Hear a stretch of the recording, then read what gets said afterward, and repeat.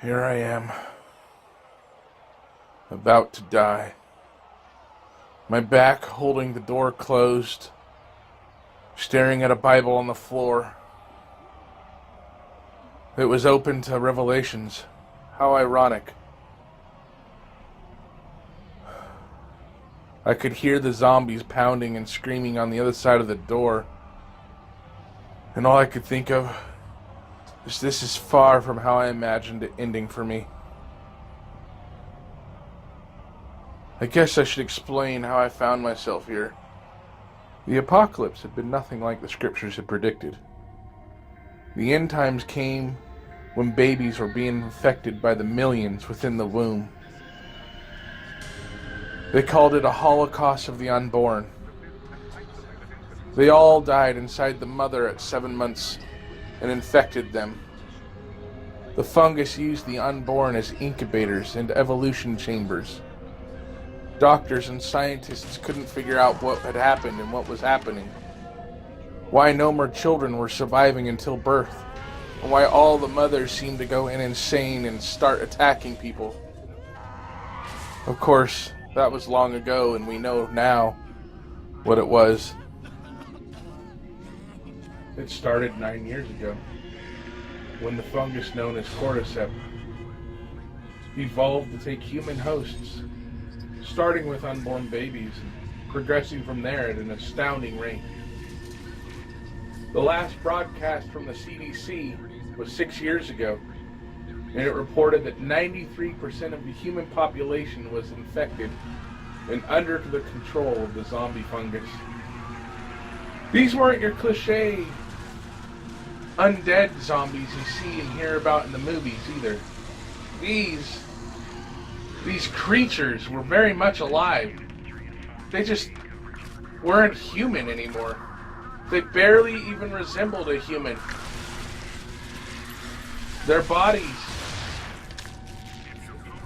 were covered in a massive volcanic blister that protruded long, fine hairs of fungus that resembled tendrils and oozed a red-black fluid. They didn't even have eyes anymore. Just large, hollow sockets, seeping ooze. And if you looked closely, you could see the white tendrils of fungus just inside, moving around. The mouth, it was just as grotesque. Their whole bodies had become a weapon of transfer for the fungus, and they moved with surprising speed and intelligence, problem solving and working their way around objects. And the sounds they emitted were guttural and terrifying to even the most hardened of people. I can't tell you the last time I saw the sun. Day in and day out, it's just this thick, gray, ashy mist covering everything like a thick blanket. I can barely see the moss-covered barbed wire walls of the building I now call home. All the once green lands of the earth were no more than ash and charcoal. The air was heavy with the smell of burnt flesh and smoke. It all hung in a haze that partially obscured the blood-red sun. The cities stood like skeletons, barren wastelands, empty now that the fungus had taken whatever the fire did not. Even the oceans stood still like semi-stagnant pools of death and decay. There were no waves. Even the wind had left the earth. The skies were barren.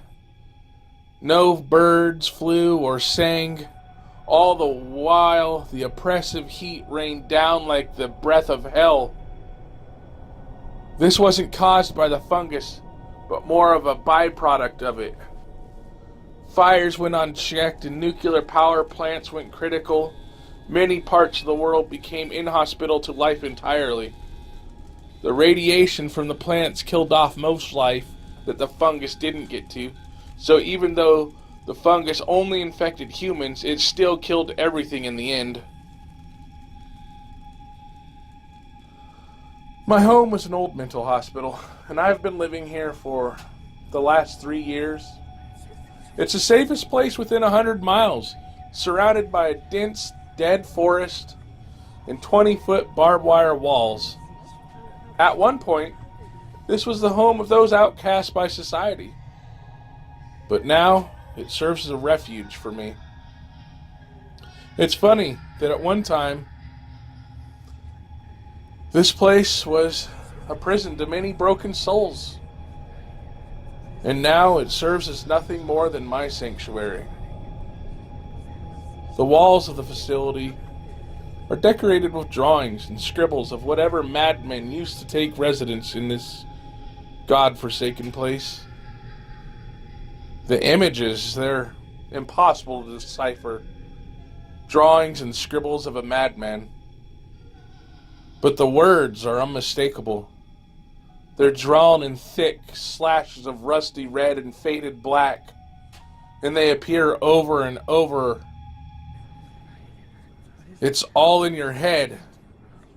It's all in your head.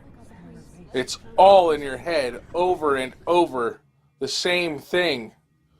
Sometimes it made me think I was the one who was in fact insane.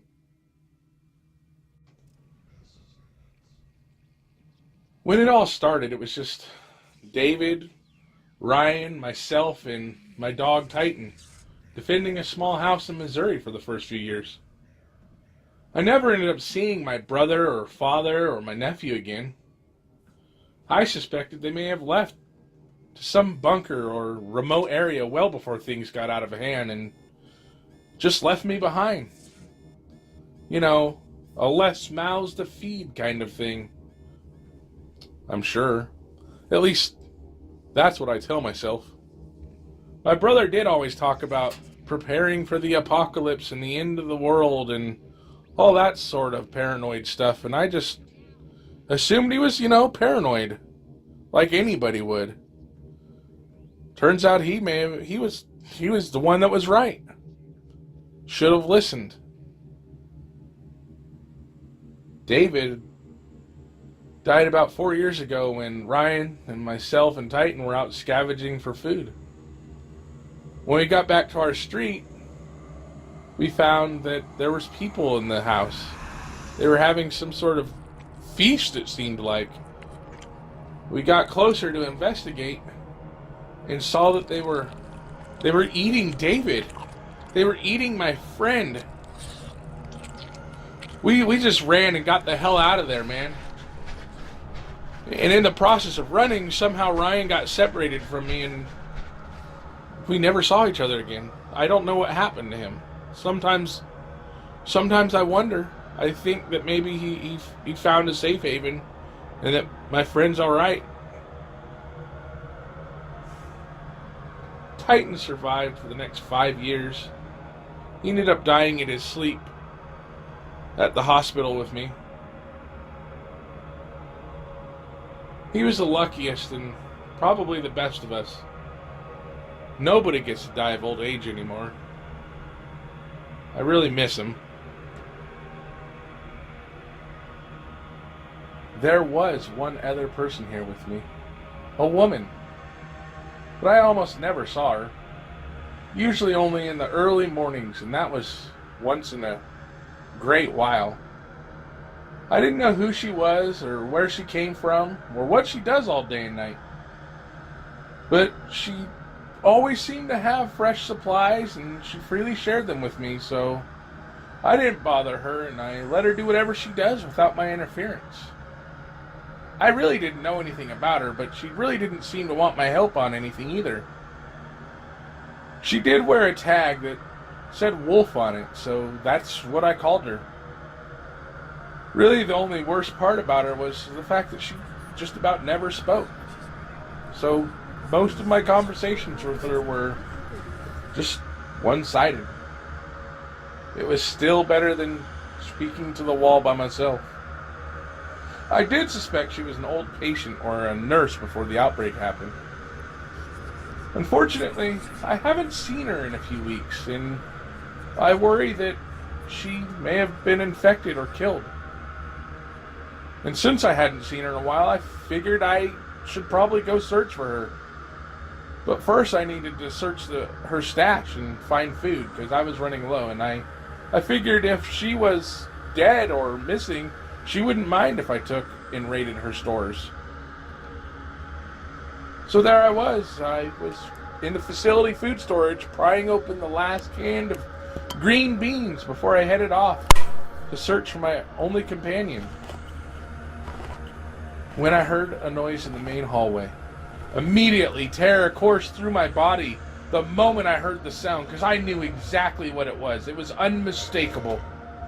Immediately, I quickly took off my shoes and softly walked towards the door as quietly as I possibly could.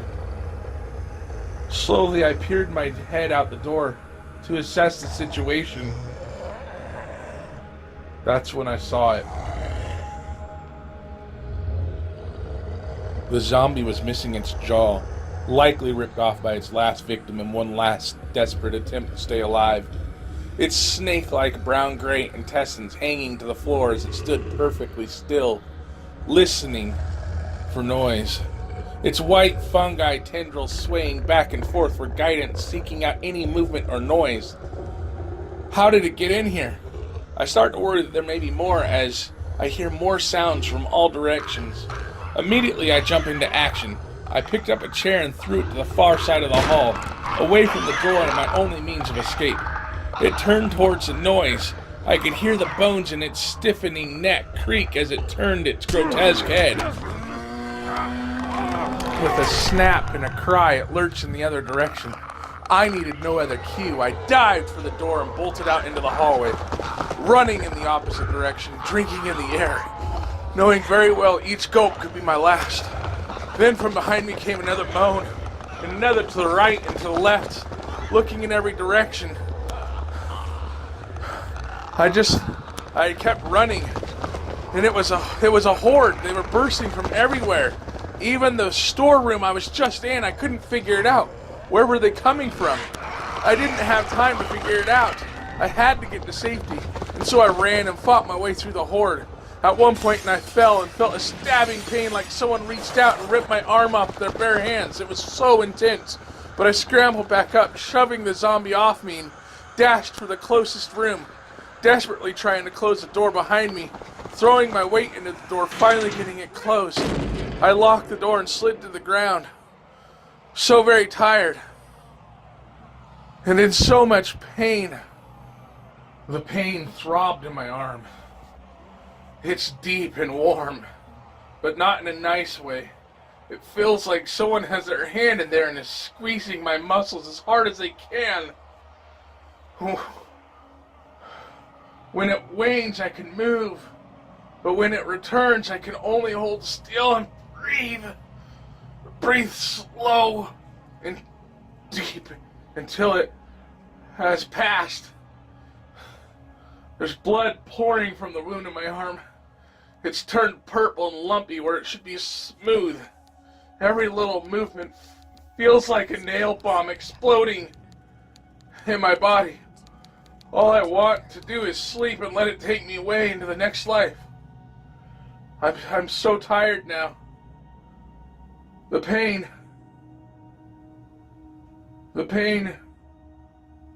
it's gone. It's the pain that had once burned like fire had faded away to an icy numbness. Black filled the edges of my vision, and the only thing I could hear was my own heartbeat. My breath came in ragged, shallow gasps. Seconds passed as I lay there, thinking of how naive to the darkness of the real world I was,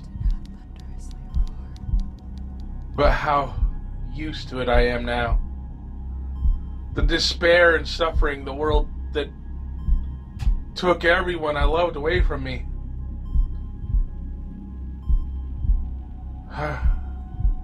I would soon be joining them, though. I'd be able to leave all the pain behind. So I closed my eyes, and my heart beat one last time.